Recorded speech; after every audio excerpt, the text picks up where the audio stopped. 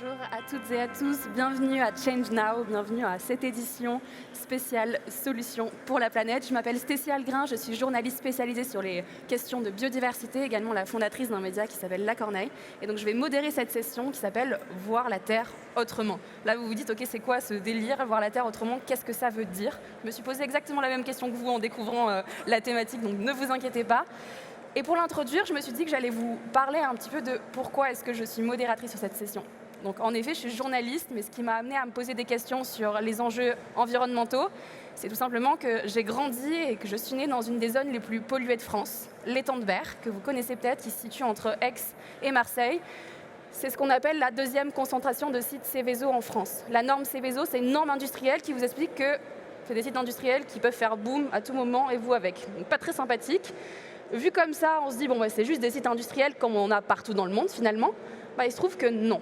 Puisque aujourd'hui, ces sites industriels, ils ont un impact considérable évidemment sur les écosystèmes, sur l'environnement, comme vous pouvez vous en douter, mais également sur notre santé, puisqu'on a un taux de cancer qui est 2 fois supérieur à la moyenne nationale, des maladies chroniques qui sont en pleine explosion. Donc tout ça, ça fait réfléchir évidemment sur le fait que ce qu'on fait à la Terre, on se le fait aussi à nous-mêmes. Donc quand je vous dis le sud de la France, je vous demande de fermer les yeux quelques secondes. Le sud de la France, pour vous, c'est peut-être le soleil, les cigales, le son de la mer, les vagues qui viennent s'écraser sur le littoral. Et parfois, c'est aussi l'empreinte de l'homme sur cette terre.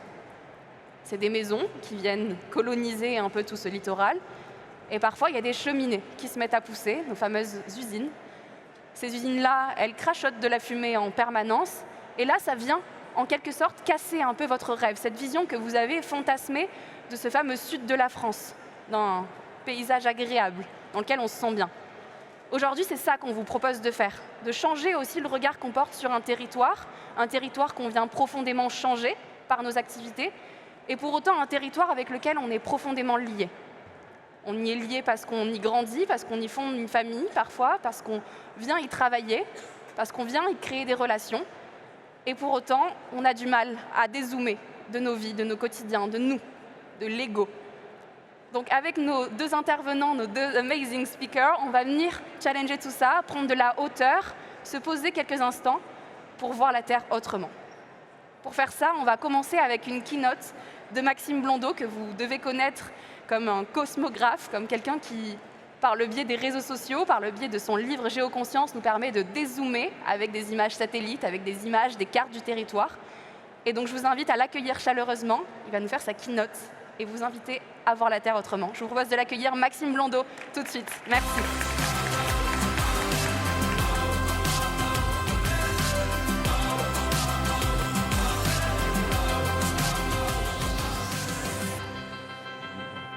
Bien, bonjour à tous, à toutes et à tous.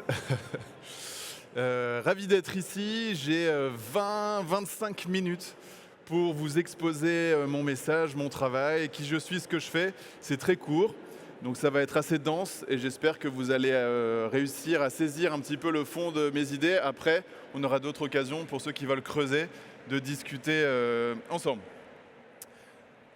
Alors, j'attends un petit peu peut-être que la présentation se lance.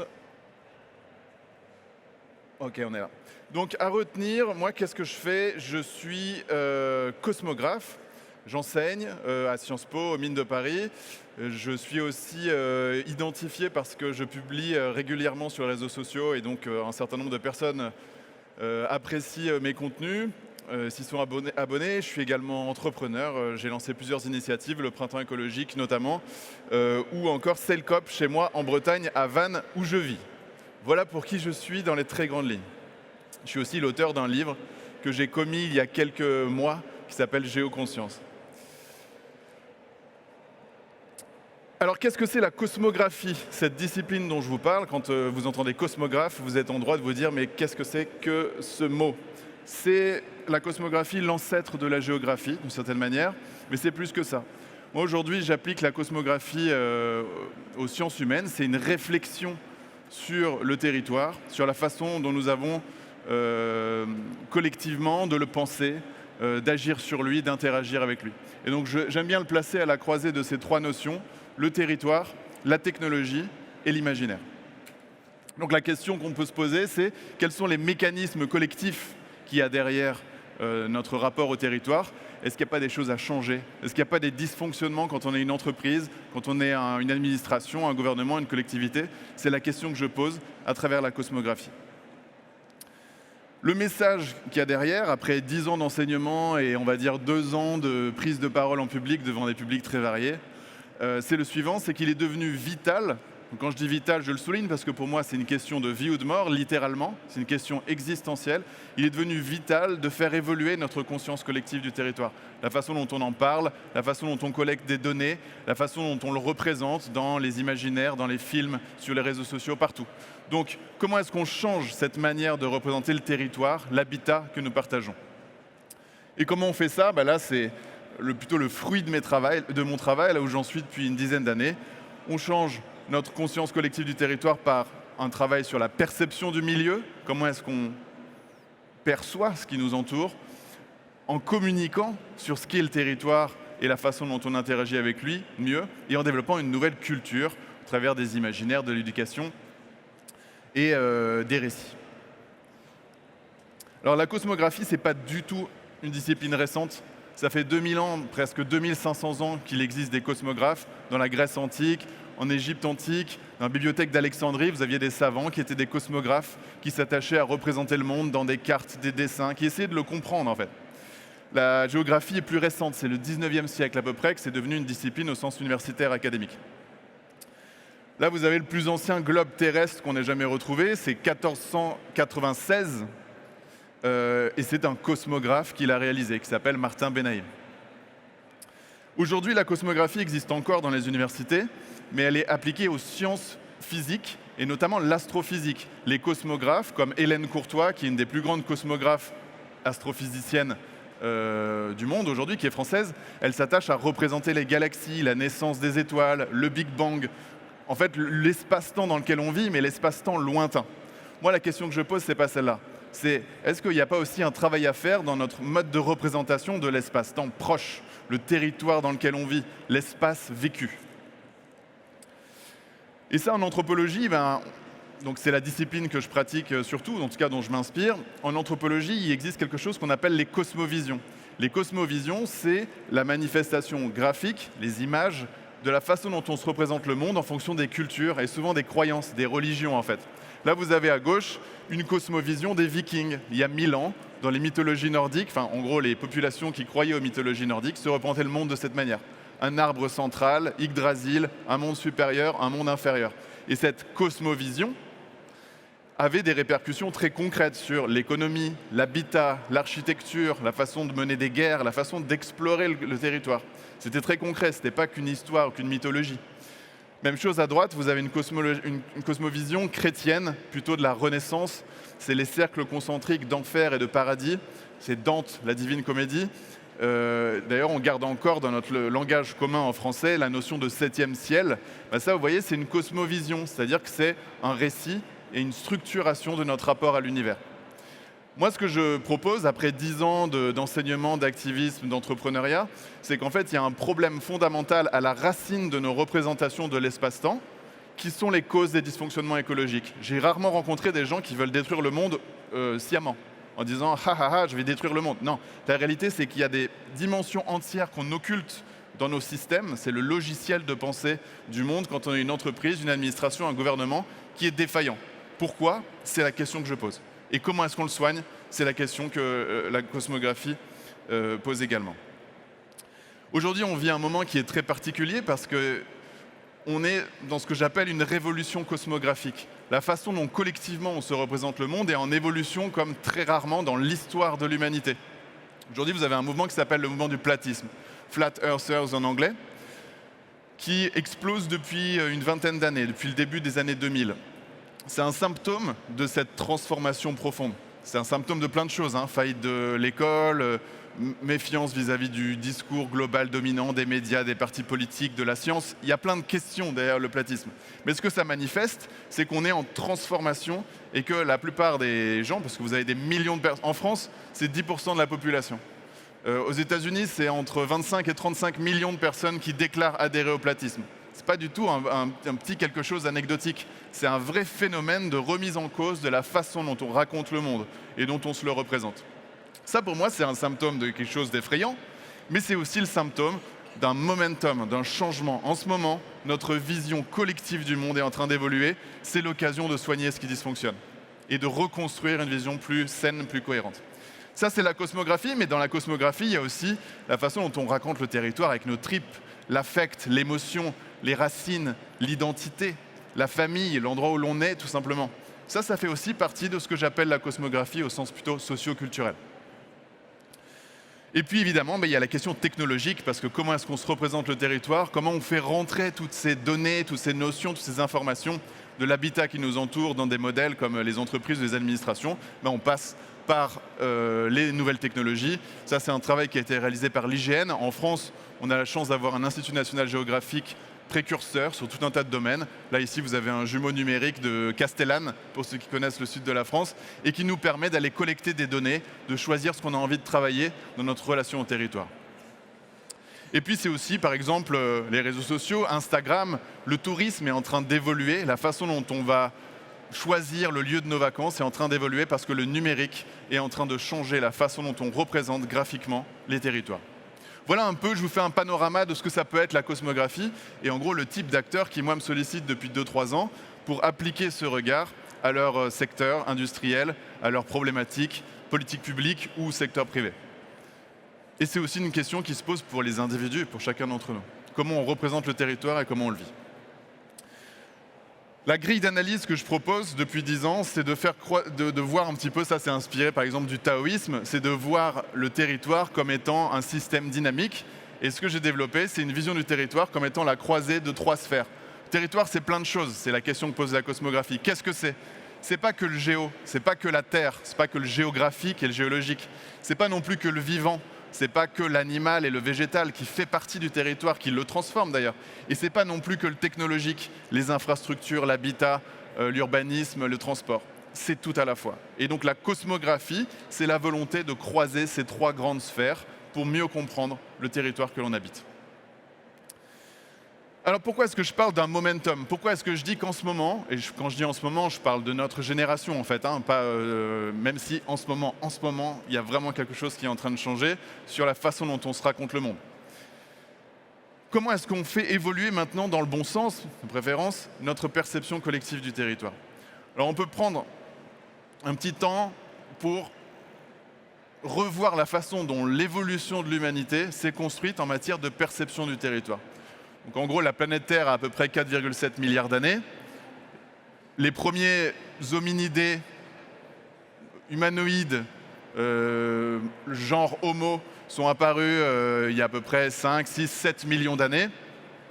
C'est la période que les préhistoriens appellent le paléolithique, donc la préhistoire ancienne, la préhistoire profonde. Et pendant tous ces millions d'années, jusqu'à ce qu'on arrive au néolithique, il y a 12 000 ans, donc c'est hier, les humains étaient plutôt nomades, chasseurs-cueilleurs ou semi-nomades. C'était des populations qui se déplaçaient, qui vivaient le territoire de façon exploratoire, de façon horizontale. C'était une certaine manière de se représenter le monde, avec la présence de puissances divines, d'esprits qui habitaient les lieux, les forêts, les montagnes, les rivières. On vivait dans un monde qui nous dominait, et l'humanité devait placer un certain nombre d'intermédiaires, des chamans, des personnes qui avaient la charge de faire ce lien, de négocier, de commercer avec les puissances qui habitaient le territoire. Il y a 12 000 ans, révolution cosmographique, la façon dont on raconte le territoire et dont on agit sur lui a changé de manière radicale et c'est sans doute la plus grande révolution cosmographique de notre histoire en tant qu'espèce biologique, en tant qu'humain. C'est la révolution néolithique. Il y a 12 000 ans, on arrête d'être nomade, on se pose sur le territoire, on commence à développer l'agriculture, on commence à développer des sites urbains, des villes, et on commence à imposer sur le territoire que l'on habite une domination technique. On passe à un monde que l'on domine. Aujourd'hui, il y a encore 1% de la population mondiale qui est nomade, qui a un mode de vie qui est une survivance de la cosmologie, donc de la façon de penser le territoire du paléolithique, nomade. 1%, c'est quand même des dizaines et des dizaines de millions de personnes. Mais en 1850, pas si longtemps, il y a un peu moins de 2 siècles, 150 ans, il y avait plus de 20%, 25% de la population mondiale qui était nomade. Donc la sédentarisation, elle est encore en cours et elle vient de s'accélérer là au XXe siècle. Tout a commencé il y a 12 000 ans. au néolithique, il y a un site dans le sud de la Turquie qui est apparemment l'endroit, espèce de Dubaï de la préhistoire, où on a fait émerger des cités, des stèles.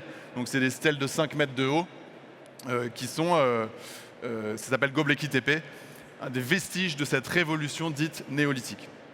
Alors si on résume, pendant des millions d'années, on avait une vision du territoire qui était horizontale, nomade, la vision paléolithique. Il y a 12 000 ans, on a développé une version beaucoup plus verticale, extractiviste, productiviste, agriculture, industrie minière. En fait, on a imposé notre domination technique à l'endroit où l'on se trouve en se disant on va sortir du territoire tout ce qu'on va pouvoir sortir comme valeur.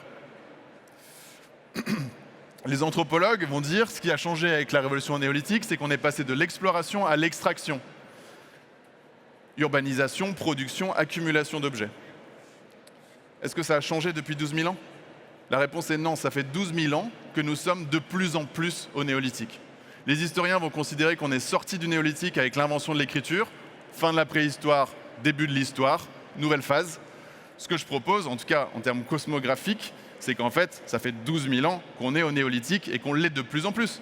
On extrait de plus en plus de matière des sols. Chaque année au XXIe siècle, on extrait autant de matière que dans tout le siècle précédent. Tout le XXe siècle, un an, chaque année on en extrait autant de matière. On domestique le vivant de plus en plus, l'urbanisation s'accélère, on multiplie l'abondance des objets, de la production et de la consommation. On est de plus en plus au néolithique. Et quand on regarde les 12 000 dernières années, quand on regarde les grands moments de l'évolution des sociétés humaines, en fait, on voit qu'on est de plus en plus au néolithique. Ça, c'est la Renaissance, c'est l'humanisme. Le moment où l'humanité s'est extraite d'un joug religieux en se disant, grâce à la science, nous allons pouvoir imposer notre volonté à l'univers. C'était magnifique, ça a permis l'émancipation de l'individu. La Renaissance humaniste a permis plein de choses. Ça, c'est Francis Bacon, c'est un peu le René Descartes anglo-saxon au moment de la révolution humaniste. Vous voyez l'état d'esprit néolithique? Vous voyez cette idée de domination technique du territoire? La nature est une prostituée, femme publique. La nature est une prostituée. Nous devons la mater, pénétrer ses secrets et l'enchaîner selon nos désirs, grâce à la science, grâce à la domination technique. Aujourd'hui, ça passe plus, évidemment. Mais à l'époque, je pense que c'était applaudi, à tout rompre. Plus près de nous, au XIXe siècle, les fondements de l'économie classique. Donc là, vous avez Jean-Baptiste Say, c'est un peu le Adam Smith francophone, si on continue sur le français. Donc, cours d'économie politique, les richesses naturelles sont inépuisables. Allons-y. La preuve, nous les obtenons gratuitement. Ne pouvant ni être multipliées ni épuisées, elles ne sont pas et ne seront pas, en fait, jusqu'à très récemment, l'objet des sciences économiques. Ça veut dire que notre logiciel économique, la façon dont on développe les entreprises et les administrations, jusqu'à très récemment, ont été construits sur cet état d'esprit néolithique qui est « extrayons un maximum de valeur du territoire sur lequel nous nous trouvons ». Sauf que ce logiciel, il a changé. Il s'est passé quelque chose au début du XXe siècle qui a commencé à déclencher une prise de conscience de toute l'humanité que ça ne tenait plus ce système-là. Qu'est-ce qui s'est passé? En 1909, l'humanité plante un drapeau au pôle Nord. C'est suivi par tous les médias, tous les journaux du monde, surtout en Occident, parce que c'est les Américains et les Anglais qui font la compétition pour atteindre le pôle Nord. 1909. En 1911, là, c'est les Anglais et les Norvégiens font la compétition pour atteindre le pôle Sud. Ils plantent le drapeau. En fait, là, en 1911, l'humanité est en train de se dire ça y est, on a fait le tour de la planète Terre. La phase d'exploration, de mondialisation géographique est symboliquement achevée. On pourrait dire il reste les océans, il reste la conquête spatiale. Évidemment, il y a d'autres frontières. Mais en termes symboliques, c'est comme si l'humanité avait fait le tour de la planète Terre en 1911 en plantant un drapeau au pôle Sud. Paul Valéry, qui est un intellectuel poète français, dit tout de suite, en fait, ça change tout. Le temps du monde fini commence. Ça veut dire que l'humanité, pendant des millions d'années, s'est racontée comme vivant dans un monde infini. Et tout à coup, tous nos systèmes doivent se réajuster au fait que nous vivons dans un espace-temps qui devient fini. Et ça entraîne une reconfiguration cosmographique. Le début d'une transformation de la façon dont on se raconte et dont on interagit avec le territoire. Après des millions d'années de vision plutôt horizontale du territoire, quelques milliers d'années de vision verticale du territoire, nous accédons à une conscience planétaire.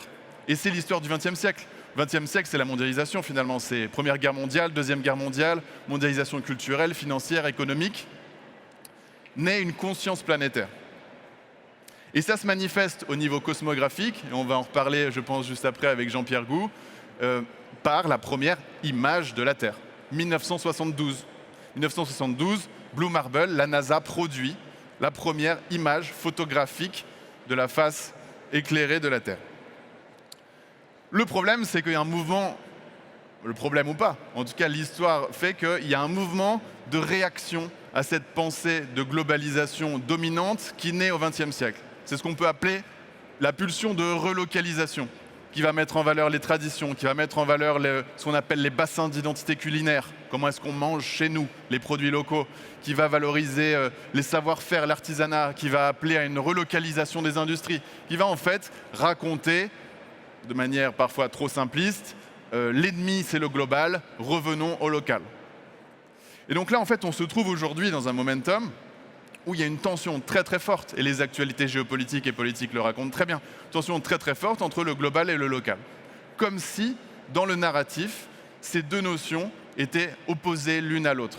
Or, quand on prend l'histoire de l'évolution humaine par rapport à sa relation au territoire, on comprend que le troisième âge du territoire, après le paléolithique et le néolithique, sera sans doute le moment où on arrivera à réconcilier le global et le local. Donc ne pas raconter ces deux visions du développement de l'humanité dans son territoire comme étant antagonistes, comme étant opposées, comme étant ennemis, mais les raconter comme étant à réconcilier. Et ça, cette chose-là de réconciliation du global et du local, toutes les entreprises ou les organisations avec lesquelles je travaille disent « mais ça, on a très bien compris, on sait très bien qu'il faudrait faire ça ». Mais en fait, aujourd'hui, la façon de le faire, elle est inefficace, ou en tout cas, elle mérite d'être travaillée, et la cosmographie peut aider. Notamment en pensant le territoire de manière dynamique. En gros, ce troisième âge du territoire, elle nécessite une approche systémique, une approche dynamique et une approche intégrale, où on va intégrer les échelles les unes dans les autres, l'échelle locale dans l'échelle globale, etc., etc. Alors ça, cette pensée-là, c'est ce que j'ai essayé d'appliquer de façon illustrative dans ce livre qui s'appelle Géoconfiance, donc qui est construit en 3 échelles, l'échelle du monde, l'échelle planétaire, donc qui va vraiment s'attacher à mieux comprendre les phénomènes du monde comme le climat, comme les océans, comme les enjeux de la biodiversité à l'échelle planétaire, et progressivement le réintégrer dans les espaces locaux, l'endroit où l'on vit, en passant par le territoire, c'est-à-dire ces conventions que l'on a de déterminer des zones avec des frontières et pour les organiser, et en arrivant au milieu, c'est-à-dire vraiment le lieu et toutes ces interactions dans lesquelles on se trouve, en fait, qu'on ne choisit pas, puisque c'est l'espace-temps physique et biologique de fait. Donc dans ce livre Géoconscience, je vais parler de l'histoire de la représentation cartographique sur des milliers d'années, comment est-ce que les humains se représentent le monde au travers de cartes. Là, vous avez la plus ancienne carte du monde, c'est Babylone, 7e siècle. Ce n'est pas la plus ancienne carte du monde, c'est la plus ancienne carte du monde, parce que les Babyloniens ont tenté de représenter le monde, donc qui est sphérique, déjà il y a 2800 ans. Là, vous avez des cartes orthométriques. C'est des choses que je partage sur les réseaux sociaux et qui provoquent un certain nombre d'émotions. Moi, j'utilise la cartographie comme un langage pour justement aller mettre toutes ces notions ou aller questionner les dimensions que l'on perçoit collectivement du territoire. Et c'est des choses qu'on peut faire avec des entreprises ou des administrations. Là, vous avez une vue qui va questionner la place de l'océan dans notre monde. Là, ici, c'est une vue de l'océan Pacifique. On oublie que c'est un tiers de la planète, l'océan Pacifique. C'est gigantesque, on ne se le représente pas souvent de cette façon-là. Et ce qu'on voit ici, c'est le point Nemo, qui vient pour moi être l'occasion de dire que notre monde, c'est 96% d'océan. La surface, c'est 70% de notre monde, mais le volume, c'est 96% d'océan. Nous vivons dans un océan, ce qui veut dire qu'en matière d'attention collective, toute entreprise ou toute une administration devrait mesurer l'impact de l'océan sur son activité et l'impact de son activité sur l'océan. Ce n'est évidemment pas le cas quand on est éloigné des littoraux, mais on devrait le faire. Là, vous avez des changements de perspective, parce que mon travail, c'est de changer les perspectives. Donc là, vous avez le monde vu par les poissons. Notre océan est unique. Il n'y a pas l'océan Indien qui est séparé de l'océan Pacifique, qui est séparé de l'océan Atlantique. Donc il y a un cartographe sud-africain qui a proposé une représentation de l'océan unique. C'est ce que vous avez ici à gauche. Le monde vu par les poissons, on pourrait dire. Là, vous avez une carte du monde verticale qui vient de Chine, de 2013, et qui implique tout un tas de réalités ou d'aspirations géopolitiques qui ne sont pas du tout neutres. la façon dont on met le monde en carte raconte beaucoup de choses de nos priorités et de ce à quoi on prête attention.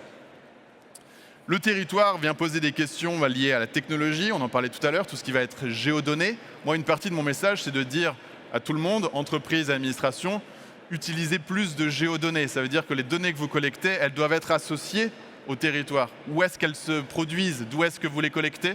Et donc ça fait partie des messages que je diffuse. Là, vous avez des photos satellites, par exemple, de l'Amazonie, du Cantal. C'est des choses que vous allez retrouver dans le livre. Une réflexion sur l'urbanisme, la façon dont on développe les villes. Là, vous avez New York à gauche, vous avez Los Angeles à droite, qui sont deux modèles urbanistiques très différents, pourtant sur le même pays aux États-Unis. Et puis ensuite, on arrive au milieu.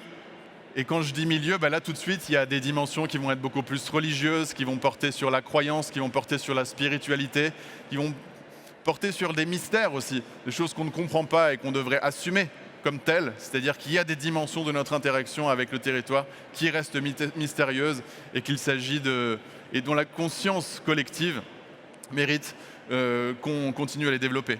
Là, vous avez la résonance de Schumann. La planète Terre est entourée d'un halo électromagnétique, si vous voulez, qui permet à la vie d'exister, qui permet au flux électrique d'exister. Ça a été découvert par Edison et par Schumann à la fin du 19e siècle. Et c'est fascinant. Vous avez aussi d'autres cartes de changement de perspective, comme la Méditerranée. Je passe un petit peu vite parce que j'arrive sur la fin, il me reste 30 secondes. Là, vous avez la France avec les pesticides. Ce genre de représentation cartographique ou visuelle sous forme d'image, photographique et cartographique, c'est ce que je travaille avec, donc ce que j'appelle la cosmographie. Puis là, vous avez l'endroit où j'habite, donc à Vannes, parce que c'est un processus d'atterrissage. Donc je viens de Bretagne et ça fait partie aussi de ce que je raconte, d'atterrir à l'endroit où l'on est, à l'endroit où l'on vit. 3 idées, 3 préceptes pour finir, qui correspondent pour moi à la sortie du néolithique. Quelles sont les erreurs que l'on fait et qui méritent qu'on passe à l'étape d'après? Le territoire ne devrait pas être pensé comme un objet, mais comme un sujet. C'est quelque chose qui s'applique par exemple à la condition des femmes dans l'histoire à travers toutes les sociétés et les civilisations. Je pense que ça peut s'appliquer au territoire. Le territoire ne doit pas être considéré comme un objet, mais comme un sujet. Le territoire ne devrait pas être considéré comme un outil qu'on va pouvoir saisir à nos propres fins, mais comme un milieu dans lequel nous baignons et dont nous dépendons. Ça paraît évident, mais quand on regarde une entreprise ou les tableaux Excel ou les politiques publiques, ce n'est pas si évident qu'en réalité, on se représente le territoire de cette manière. Et enfin, dernière idée, le territoire ne doit pas être pensé comme un stock. Ça, c'est très néolithique, c'est très extractiviste. Le territoire doit être pensé comme un flux. Rien n'est permanent dans le territoire. Tout bouge, tout évolue, à la frontière du géo, du bio et du techno. Et ça fait partie de ce que je propose, notamment dans ce livre. Si vous voulez en parler après, je serai disponible pendant 1 heure pour qu'on en parle. Réconcilier lucidité et confiance sur l'avenir, ça fait partie de mes mantras, de mes préceptes. Et surtout croire en nous, parce que l'humanité évolue sans cesse. On est capable de tout, y compris du meilleur. Merci à vous.